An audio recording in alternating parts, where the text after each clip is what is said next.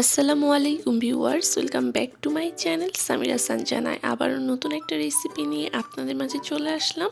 আজ আমি আপনাদেরকে মাত্র 10 মিনিটে আপনারা কিভাবে ভীষণ মজাদার একটা রেসিপি তৈরি করবেন সেটাই আজকে আপনাদের মাঝে তুলে ধরবো। এবং কি এই রেসিপিটা যদি আপনারা আমার রেসিপি দেখে হুবহু বাসায় ফলো করেন তাহলে আমি বলবো ভাতের সাথে আপনাদের মাছ মাংস কিছুই প্রয়োজন হবে না। আর এই রেসিপিটা অন্য কিছুই না, এটা আমাদের সকলের খুবই পরিচিত একটা রেসিপি, ডিম। আর এই ডিম রেসিপিটা কিভাবে সিদ্ধ করা ছাড়াই খুবই সহজভাবে এবং কি ভীষণ মজাদারভাবে ভুনা করা যায় চলুন দেখে নেওয়া যাক। তো চুলায় আমি একটা প্যান বসিয়ে দিয়েছি, এর মধ্যে আমি দিয়ে দিলাম 3 টেবিল চামচের মতো সয়াবিন তেল, আরও দিয়ে দিলাম এখানে 1 কাপ পেঁয়াজ কুচি। যে পর্যায়ে তেলটা গরম হয়ে যাবে তো পেঁয়াজ কুচিটাকে আমি একটু সফট করে ভেজে নিব। আর যেই পর্যায়ে ভাজা হয়ে যাবে তখন এখানে আমি ছোট সাইজের 2টা দারুচিনি, 4টা এলাচ, একটা তেজপাতা মাঝখান দিয়ে ছিঁড়ে দিয়ে দিলাম, লবঙ্গ দিয়ে দিলাম 3-4টার মতো।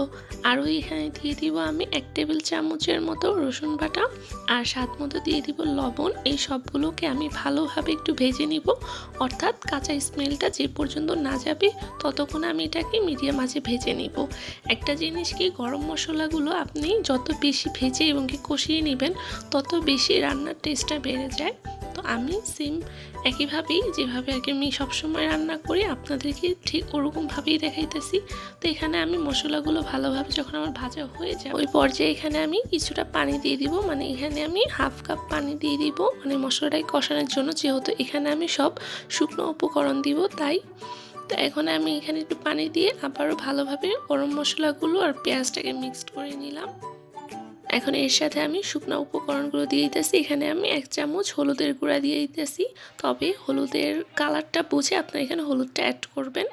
তো এখানে আরও দিয়ে দিলাম আমি 1 টেবিল চামচ লাল মরিচের গুঁড়া, আরও দিয়ে দিলাম এখানে আমি আধা চামচ জিরার গুঁড়া, আধা চামচ ধনে গুঁড়া, আরও দিয়ে দিলাম এখানে আমি আধা চামচের মতো কালো গোলমরিচের গুঁড়া।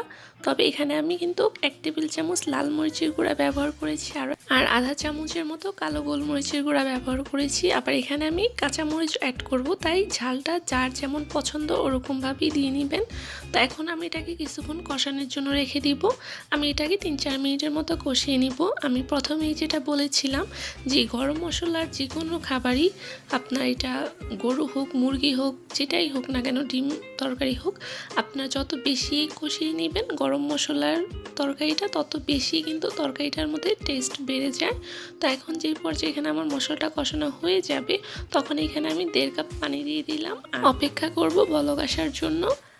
তো এখন আমি এটাকে ঢাকনা দিয়ে রেখে দিব। আর এই পর্যায়ে কিন্তু চুলার আঁচটা বাড়ানো আছে। তো ফিরে আসছি বলক আসার পরে। আর বলক আসার পরে আমি সাথে সাথে আসিনি, এটাকে আমি আরও 5-10 মিনিটের মতোই জাল করে নিয়েছি। আর ঝোলটা কিন্তু অনেকটা ঘন হয়ে গেছে। তো এই পর্যায়ে চুলার আঁচটাকে মিডিয়ামে করে আমি ঠিক এভাবে ডিমগুলো দিয়ে দিব। আর এভাবে ডিমটা রান্না করলে কি হয়, আপনার ভিতরে মানে ডিমের ভিতরে মশলাটাও ঢুকে ভালোভাবে খেতেও খুবই সুস্বাদু হয়ে থাকে এবং কি সময়ও খুবই অল্প লাগে। তো এখানে আমি 5টা ডিম এভাবে ভেঙে দিয়ে দিলাম। আর দেওয়ার পরে এটাকে আমি 2-3 মিনিট ঢাকনা দিয়ে রেখে দিয়েছিলাম মিডিয়াম আঁচে। আর এই পর্যায়ে এখন আমি এটাকে উল্টে দিব, তবে এটাকে সাথে সাথে উল্টাতে যাবেন না বা লাড়াও দিবেন না, এতে করে ডিমটা ভেঙে যেতে পারে।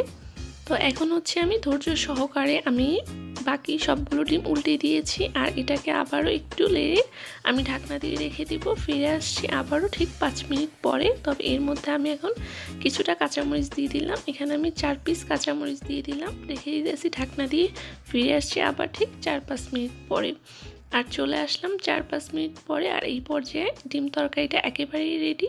আমি আবারও একটু নেড়ে এরপরে কিছুটা জিরার গুঁড়া দিয়ে দিব। এখানে আমি 1/2 চামচের মতো আবারও জিরার গুঁড়া দিয়ে দিলাম। ব্যাস 2-1 মিনিট লেগেছে, আমি নামিয়ে নিতেছি। তো এখন আমি এটাকে গরম গরম পরিবেশন করে নিব। আর আমার রিকোয়েস্ট, আপনারা এই রেসিপিটা অবশ্যই বাসায় তৈরি করবেন। বাসায় তৈরি না করলে আপনারা বুঝতেই পারবেন না যে এই রেসিপিটা কতটা সুস্বাদু ছিল। আর রেসিপির কালারটা অরিজিনালি এরকম হয়েছিল দেখতে, কিন্তু রান্নার সময় কেন এরকম হয়েছিল আমি জানি না।